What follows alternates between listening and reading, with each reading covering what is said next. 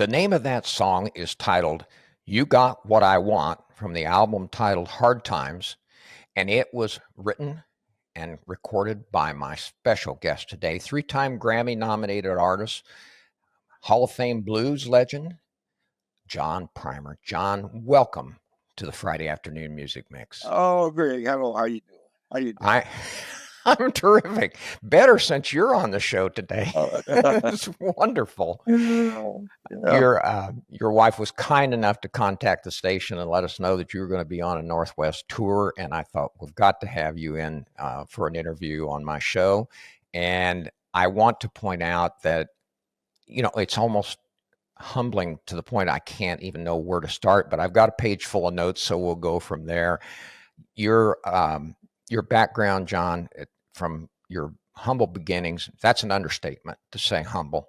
And in the Mississippi Delta, in at your birth in 1935, and then up to moving to Chicago in 1963, and then on from there. Tell me a little bit how you got started and a little bit about your background, please. Um, Me, where I came from, down in my home was a Cameron, Mississippi, and it was a sharecropper farm down there, and that's where I grew up on the sharecropper farm. My grandmother, and my mom, and all my relatives, cousins, and aunties, and things, same sharecropper farm. So, and what they was doing, and I had to do when I got to a certain age, you get to a certain age, 12 years old, then you had to go to cotton field and stuff. So, and I worked, pick cotton and go fly the mule and then all that stuff, chop cotton and pull corn. But that was just too hard, tough for me.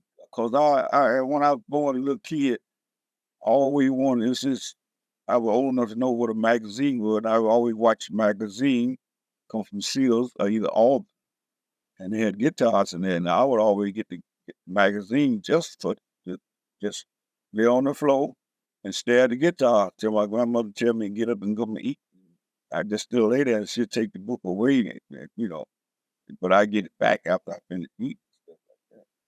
But that's how I got my start in music, Um, and I had a lot of cousins on the sharecropper farm too, with musicians.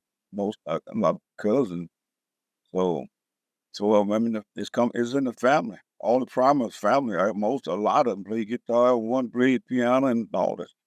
So, and my dad was a harmonica player. He played harmonica, but he didn't get famous. So that's rubbed off on me as a little baby kid. So that's how I got my start, and it just kept on going. I never stopped and looked back. And so one day, thought maybe I will make it to Chicago or somewhere, but my mom was already living in Chicago. So she left Mississippi when I was about 13 years old, maybe younger than that. But I know she told me, she said, "Don't worry, when you get 18 years old, I come back down, come to Chicago." And my sister and I, just two of us. I'm the old. So that's what happened. I got 18 years old and she came. I mean, she'd come every year. Hurt my heart, I cry, happy when she come, cry when she leave. I cried so long till my grandma, "Hey, boy, come on down there." Down there here crying. Uh, oh, they probably in Champagne now. She always said at the same place, Champagne now somewhere. And I would stop crying. And I'm back all good until the next year she come down crying again. When I went after I got 18 years old, she came in, and when I came to Chicago in 1963, because my grandmother was playing all this old blues and stuff, Muddy Water, Jimmy Reed, Oliver Wolf, and all that stuff way back. And so I didn't think those people was alive. I came to Chicago, my mom and my stepfather, he one told me because he had a guitar, he could play the guitar, my stepfather. He said, all these guys alive, yeah. They're still alive. Like, where they are they at? In Chicago? He said, look, Mr. Muddy Waters playing it live with Mr. Kelly tonight, this weekend. I said, wow, what are you talking about? And he was a cab driver, so checking a cab driver for years. Yeah. So I just kept going, man, and played this old raggedy guitar and stuff. And so finally, I went up on Madison in Chicago to a pawn shop, and I saw a guitar, acoustic guitar for $7, and I bought. Yeah, that was my first guitar. I didn't have a guitar in Mississippi. My cousin had one, and $7 for a guitar. And I just played that, and that cousin live here, and two cousins play guitar, and he would come by here and play guitar drunk. Get off of work on Friday night, he'll come by and play guitar, and be singing. So it was in the family. So that's how I got my going, man. I never quit. 'Cause I'm doing what I love doing, want to do, play music. Not just blues. I play all music. I play all type of music, soul music, rock and roll. I can play doo-wops or whatever. Whatever came out back when I was born, and I was born March 5th, 1945. Whatever I heard from then on, I still know some of those songs, most of them. From all the way up. I was there when they were creating it. They don't create this stuff anymore. The real blues and stuff, they're not doing it like it was in the beginning. It done changed a lot. But me, I try to keep it traditional as I can, so I can keep it alive and generation keep it hearing it. The older you get, the more they're gonna like it. So they gotta know where it come from. I was played, with no effects or nothing like that, just straight from the amp and me and the guitar and drum. Let's do a second song that kind of describes a little bit about what you've just been talking about. And this is from the title cut from an album that you did called Hard Times. Yeah, yes,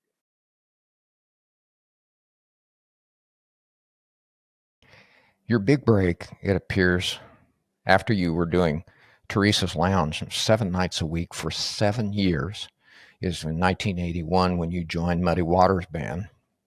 And then after that, his death, you became the lead guitar player and band leader for Magic Slim and the Teardrops. That true. kind of launched your career. That's what when actually my beginning of my career began to start just when I was playing at Teresa with great Junior Wells, and Sammy Longhorn, Junior Wells and Sammy Longhorn, and that's where I really got my start at it. And my first big guy that's come down there all the time to me, his name was Willie Dixon. So I was in his band first, but I did play before then with Buddy Guy's brother, Field Guy. He the one thought when I first somebody took me out of town, but when Willie Dixon came and asked me for play in his band, I was happy. I didn't really know too much about Willie Dixon chess records. I knew it was on the records, but I didn't know nothing about it. But that's what got me going. And then Muddy heard us. We went to Mexico City in 1979 with Willie Dixon, and then Coco Till and Larry David, Big Bill Blues, all of them was on that show. And Muddy was the headliner, and Willie played before Muddy. So Muddy, after I heard him later on that night, I heard him in the dressing room talk. Muddy, who that young man playing that guitar? Oh, that's John Farmer. They, he, yeah, he know the blues. He works at Teresa Lau with your old guitar player, Simon Longhorn. When Simon played with Muddy was 15 years. And Muddy said, that man sure know our music. When all his band quit in 1980, he came and got me. He sent his harmonica man out to me to get me. I would jump for joy. I dreamed about him when I was in Mississippi, young age. And I dreamed I was playing on the stage. And I couldn't play no guitar that good, but I was on stage learning. I dreamed that and it came true. I jumped for joy. That's when my career really kicked off when I got with Muddy. Definitely. Then after Muddy passed and Magic Slim boosted on up. 'Cause we traveled everywhere. All of Europe, everywhere, all the time. When we were there, we was playing every night in Chicago in all the clubs. And he would always make me play open show for him and play 3 song or 4 song. Or he said that boy I'd be smoking cigarettes and drinking wild turkey. So I can look, usually I play 2 songs for him And then I'll look again, he's then I'm smoking. And all of a sudden, he got his finger kind of crooked. He go, breathe one more. So, and then when he come up, and I call him up, and then he give me a lot of solos. He give me a lot of solos on some a lot of songs, but sometimes it be a song I want to play a solo. He won't give me a solo. And, I didn't get mad because he this type of shot, but he just give me so much, man, solos and play, and I just get kind of kind of angry a little bit. He give me all these solos, but he was teaching me. That's what it was. He was showing me the road, what to do, what you got to do, and that stuck with me right now. Him and Buddy Water. They both of them stuck with me right there. Yep. You became his band leader for a while too, didn't you? Yeah. Mad Slim, yeah. Band leader. I was the band leader, but him and his brother was the boss, Nick Hope. Whatever Nick, him Slim's there go, And we always like a big family for 13 years. I never had no problem out now with a Slim never hollered at me or argued at me or fuss at me about something. Sometimes on the north side of Chicago, sometimes I just do it for hell of be late so people can know how great he can play by himself with just 3 beats. I stay outside for a couple songs, listen, let him play the crowd going crazy. And when I come in, he's playing, he'll stop in the middle of the song when he's playing, and he tell the crowd, oh. And he tell the crowd, come on in there, John Farmer. And y'all, but about y'all black suit coats are finna kill the guitar player. And he come off the stage, I had to play 3 or 4 songs, then call him back up. Yeah, he was a great guy, man. Him and Buddy, they worked.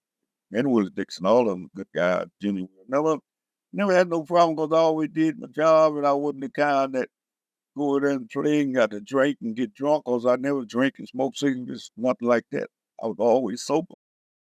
Just like when the Rolling Stones came to Checkerboard, see, and when they came in, everybody, Buddy Guy, Junior Wells, all left the ditch, all those guys was drunk, drinking. But I didn't drink. And me and the piano player, and we was okay, the band. But man, they when he called Mick Jack and them up, and so they could play guitar and with Robin Woods all. But when I my rhythm guitar, the other rhythm guitar player Rick, well, he played lead too. Rick Crail, he gave Ron Wood his guitar. Ron Wood taking his guitar and played it. And so I was going to get Keith mine. And Buddy said, "Oh no, you stay." And I wonder why. I said, I wonder why he wanted to stay up all night. He said, "Cause Buddy, no, you gonna hold it together." And they were watching me. See, they were watching me because we all was playing there. Well, yeah, I didn't even take a break. And there's a live video of that Yeah, performance too, isn't there, at mm, Checkerboard? yeah, Yeah. I've yep, seen several cuts from that. Yeah. yeah. My guest today, John Primer, and he is on tour right now with his band called John Primer and the Real Deal Blues Band. They're on a Pacific Northwest tour. Currently, they will be playing tonight, which is August the 30th at the Oak Harbor Music Festival, and it's 7:45 p.m. and it is a free event at Oak Harbor. He also will be heading towards Upper Lake, California on Saturday. He will be heading to Upper Lake, California on Saturday, August the 31st, tomorrow night.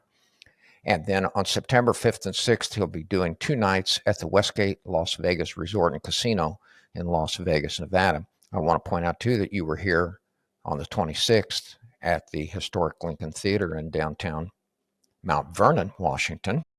And you have some albums that we want to talk about, too, John. A couple of them that I have been playing a lot on my show.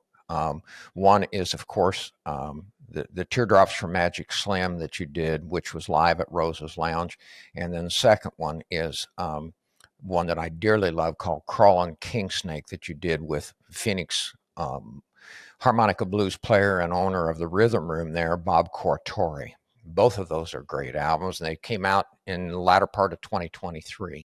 Yeah, he's a great producer, man. He got a lot of good looking out. He's a great producer. Bob, he knows what to do. He take you in the studio and he get together and let you don't go and you play whether you how you feel, but if there's something ain't quite right, he'll tell you to do it again. Do it another time, you know. But he's a great guy. Bob, yeah. Let's do a song from the Teardrops from Magic Slim album that was recorded live at Rosa's. This is called Ain't Doing Too Bad.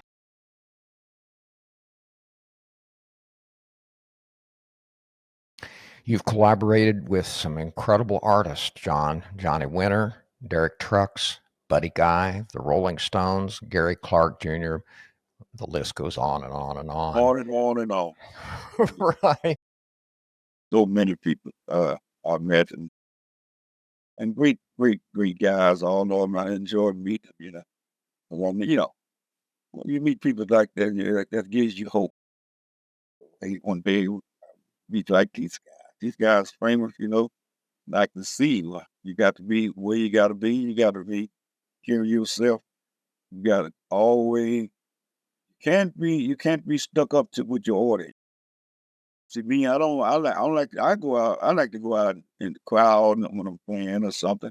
Even when I'm not playing, if I'm backstage there waiting for my turn to come and play. I won't be out in the audience out there messing with somebody, talking to people, you know, because that's the way I am, you know.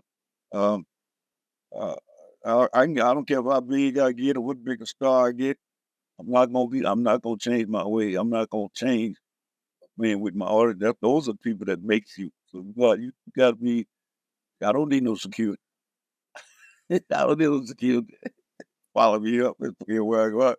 I like to do my thing, walk around and smile at people, shake their hand or whatever. You know, if they speak to me, speak to them and talk to them. That's the way you got to do. You show such respect for the blues and for your other artists, the way you dress and the way you bring your music to the stage. It's just wonderful to watch you. It really is, and not to mention to hear you, which is great. Yeah, love your motto, which is you can't paint the blues without the primer. I You thought got it that was right. You can't. it's great. I like that a lot. That's why I'm afraid then you got to paint it. We should point out too that you have your own label called Blue House Records, and as of 2008, your daughter Aaliyah is joined the band and sings with your group. Yeah, once you get a chance, she does. She's in college right now. She's trying to get that good education. Trying to get a good education. Yeah, that's great. I see she's starting to write songs now too herself. Yeah, she wrote Tough Time on that Hard Time CD. I kind of, I kind of started, you know, I said, well, you make a song out of this here. And I went to work that night. I come back home. She had wrote the song and had the music, the way she wanted the music to go. And that she arranged, kind of arranged the music too. That's the way she wanted to go. I wanted to play it fast, but she said, no, play it like this, slow, like this. And she sang that thing too. When I play her record on that CD, I don't even hear mine. She whacked mine out. Yeah, she got good talents. That is it's wonderful to see her following your steps like that. That's Yeah. great. Yeah.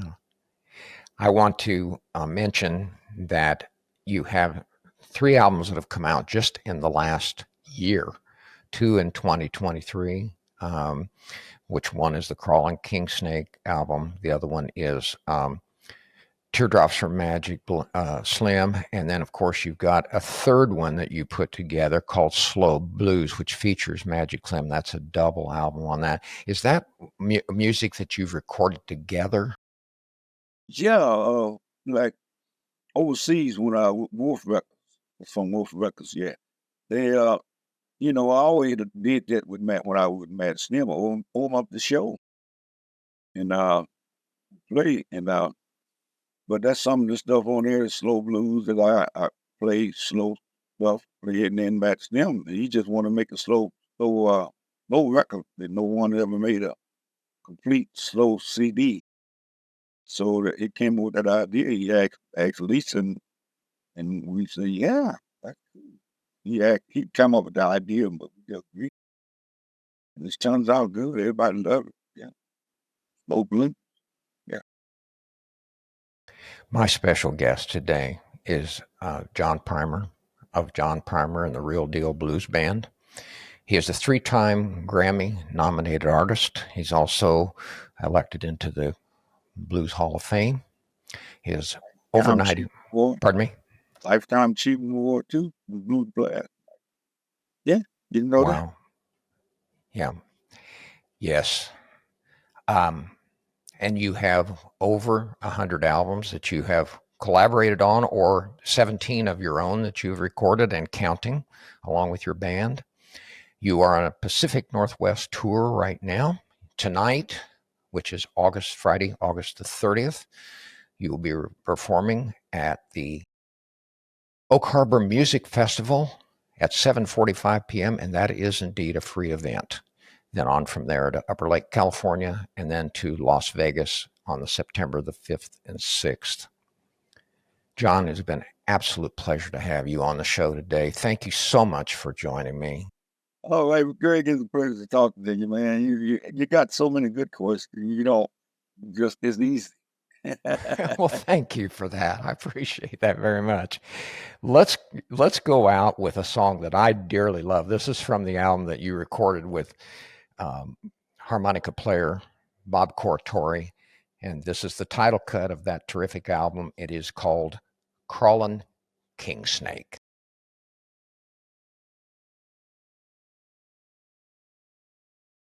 That's it, John. All right. Thank Hey, you man, so thank much. I you. really appreciate it. I do Well, indeed. they're It's an looking forward absolute to honor to have you on the show. I'm gonna believe me. I'm going to play this interview up everywhere. I'll make Oh, sure we yeah. get as many people listening as Okay. we possibly can. And I might even just surprise you Monday night and come down to the Mount Vernon Theater down there at the Lincoln. Hey, come on down and holler at me. Let me know when you get there, I, okay? I'm geared up. I'm pretty sure that I'm going to attend that. I looked at my calendar and right now it's open. I pulled my back out a couple weeks ago, so I've been just hobbling around here. But I hope by then I'll be back up and running, as they say. Well, And you're strong, man. You'll come back. well, You'll I'm be all only right. 4 years younger than you are. Actually, Oh, I'll well, I be said, seven. yeah, all right. You're looking good, though. Oh, hey, man. You don't look that old. Yeah, I'll be 75 the 5th of next month. Yeah, born 49. And by the way, I'm from Illinois as well, originally. Okay. All right. Born in Terre Haute, Indiana, and raised about halfway between Effingham and Terre Haute on a little town called Martinsville. It's on what is now Interstate 70. Yeah. And Yeah. I yeah, passed a few times. right. Usually Uh, stopping there to use the bathroom at the gas station. That's primarily it. all That's right. good. Well, Oh, listen, you take care of yourself. Tell Lisa I will be in touch by email, and I'll check the photos and make sure that they're high res that I can use. If not, I'll ask her for some. And then in a week or so, I'll get the interview to you long before it airs, which is on the 30th. And then we'll see if we can't get some people to come out to this show on the 30th at Oak Harbor. And also at the Lincoln, because I'll be playing that one song this coming Friday. So hopefully, I'll plug that real good too when I record my show here in a couple hours. okay. Okay. Thank you. Sounds good. And thank you again so very much. It's been an absolute pleasure to have you on the show. All right, Greg. Have a great day. You bet. Take care now.